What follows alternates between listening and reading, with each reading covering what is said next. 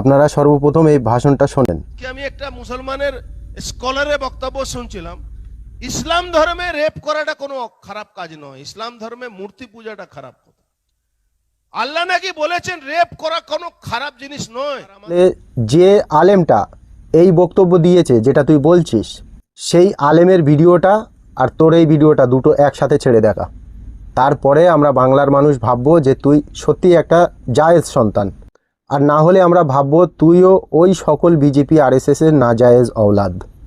প্রমাণটা দিবি হারামির বাচ্চা।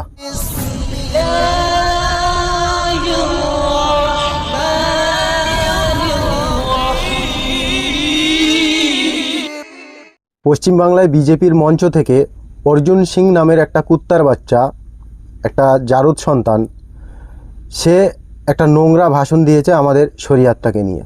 আপনারা সর্বপ্রথম এই ভাষণটা শোনেন। আমি একটা মুসলমানের স্কলারের বক্তব্য শুনছিলাম, ইসলাম ধর্মে রেপ করাটা কোনো খারাপ কাজ নয়, ইসলাম ধর্মে মূর্তি পূজাটা খারাপ কথা। আল্লাহ নাকি বলেছেন রেপ করা কোনো খারাপ জিনিস নয়। আমি এই কুত্তার বাচ্চাটাকে বলতে চাই, তোর কোন মার ভাতার যে স্কলার এই ফতোয়াটা দিয়েছে, সে আর তুই একবার সামনাসামনি হয়ে এই ভিডিওটা বানা। ভারতবর্ষের একটা পলিটিক্যাল পার্টির মঞ্চ থেকে এই ধরনের ভাষণ দেওয়া হচ্ছে, তাও সেটা আমাদের ওয়েস্ট বেঙ্গলে। আর ওয়েস্ট বেঙ্গলে কিন্তু বিজেপি ক্ষমতায় নেই, ক্ষমতায় আছে কে? টিএমসি সরকার। টিএমসি সরকার ইয়ানি মমতা ব্যানার্জির সরকার। তো মমতা ব্যানার্জির অর্জুন সিংয়ের এই কথাটাই কোনো স্টেপ নেওয়া দরকার ছিল কি না সেটা আমাকে একটু কমেন্ট বক্সে জানাবেন। এই অর্জুন সিং যে টোটাল ভারতবর্ষে যত আরএসএস, বিজেপি এবং এই ধরনের আতঙ্কবাদী সংগঠন আছে, তারা সকলে মিলে এর মার সাথে যৌন ক্ষোধা মিটিয়ে এর মতো একটা ছেলেকে জন্ম দিয়েছে। তা না হলে এই ধরনের বক্তব্য ইসলামকে নিয়ে কেউ দিতে পারে না। আমরা সকলেই জানি 2014 পর থেকে আমরা এই ধরনের বক্তব্য দিনে 10-12টা করে শুনছি, আর সেই সকল বক্তব্যগুলো ভেসে আসছে বিজেপির মঞ্চ থেকে। এবং এই অর্জুন সিংয়ের মতো বিজেপি আরএসএসের যত কুলাঙ্গার সন্তান আছে, যখন ইংরেজ আমাদের এই দেশে রাজত্ব চালিয়ে যেত, সেই সময়ে এই কুলাঙ্গার সন্তানগুলো এবং এদের মা বাপেরা ইংরেজের দালালি করে বেরিয়েছে। ভারতবর্ষকে আজাদ করানোর জন্য যারা লড়াই লড়েছে, তাদের ভিতরে সর্বপ্রথম যারা মাঠে নেমেছিল তারা মুসলিম জাতি।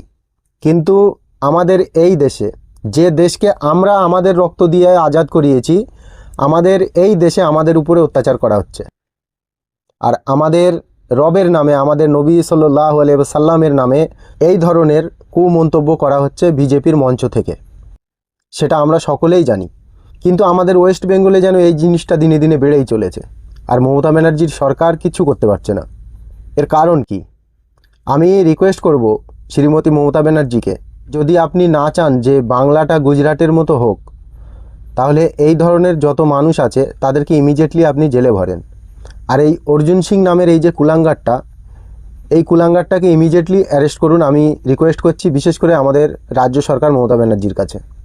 আপনি যদি আমাদের এই সোনার বাংলাটাকে এক গুজরাটের মতো যদি হাল না করতে চান, তাহলে আপনি এই ধরনের কুলাঙ্গার যত আছে তাদেরকে ইমিডিয়েটলি অ্যারেস্ট করুন। এটা আমার রিকোয়েস্ট আপনার কাছে।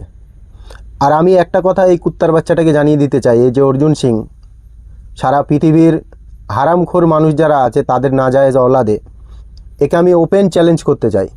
তোর যদি বাপে জন্ম দিয়ে থাকে, অর্জুন সিং শুয়ারের বাচ্চা, ভালো করে শোন, তোর যদি বাপে জন্ম দিয়ে থাকে, তুই যদি সারা ভারতবর্ষের বিজেপি আরএসএসের সকলের নাজায়েজ ঔলাদ যদি না হয়ে থাকিস, তাহলে যে আলেমটা এই বক্তব্য দিয়েছে যেটা তুই বলছিস, সেই আলেমের ভিডিওটা আর তোর এই ভিডিওটা দুটো একসাথে ছেড়ে দেখা, তারপরে আমরা বাংলার মানুষ ভাববো যে তুই সত্যি একটা জায়েজ সন্তান, আর না হলে আমরা ভাববো তুইও ওই সকল বিজেপি আরএসএসের নাজায়েজ ঔলাদ।